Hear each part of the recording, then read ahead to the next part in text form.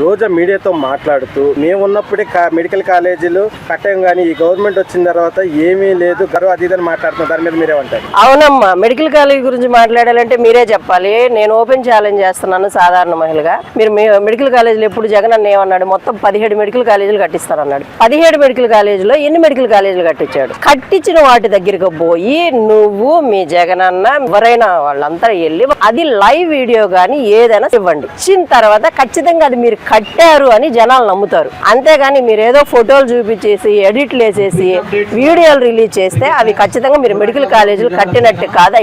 మీరు medical college కట్టలేదని NDA కూటమి వెళ్ళి లైవ్ లో వాళ్ళు చూపిస్తున్నారు వీడియోలు తీసి. ఇదిగోండి జగనన్న కట్టినవి, ఇక్కడ ఈ చేలలో సిమెంట్లు తప్ప ఏం లేవు, ఈ రోడ్లు తప్ప ఏం కనిపించట్లేదు వాళ్ళు చూపిస్తున్నారు. నాకు తెలిసి జగన్ అన్న ఒక 2 or 3 మెడికల్ కాలేజీలు కట్టున్నాడు.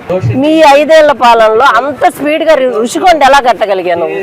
జగన్ అన్న డిస్టిక్ ఒక ప్యాలెస్ ఎలా కట్టించుకున్నాడు? అప్పుడు మీకు డబ్బులు ఎక్కడి నుంచి వచ్చినాయి? రుషికొండకి ఎక్కడి నుంచి వచ్చినాయి? ప్యాలెస్లకు డబ్బులు ఎక్కడి నుంచి వచ్చాయి? లోటస్ ప్లాంట్ డబ్బులు ఎక్కడి నుంచి వచ్చాయి? వీటన్నిటికి వచ్చిన డబ్బులు స్టూడెంట్స్ చదువుకోవడానికి మెడికల్ కాలేజీకి ఎందుకు లేవు? వాటికి మీకు డబ్బులు ఎందుకు లేవు? జగన్ అన్న మిగతా పర్సనల్ గా కట్టుకున్న వాటన్నిటికీ డబ్బులు ఎక్కడి నుంచి వచ్చినాయి? సో ఆ డబ్బుల గురించి నువ్వు మాట్లాడు. అప్పుడు జనాలకు కూడా అర్థమైంది, ఓ జగన్ అన్న పర్సనల్ గా ఇన్ని ప్యాలెస్లు కట్టించుకున్నాడా, రుచికొండకి ఇన్ని డబ్బులు పెట్టాడా, లోటస్ ప్లాంట్కి ఇన్ని పెట్టేశాడా, సో మాకేం పెట్టలేదా, మెడికల్ కాలేజీకి స్టూడెంట్స్ కోసం ఏం ఎంకరేజ్ చేయలేదా అనేది అప్పుడు అర్థమవుతుంది. సో మేము ఛాలెంజ్ చేస్తున్నాము, సాధారణ మహిళగా కూడా ఛాలెంజ్ చేస్తున్నాము.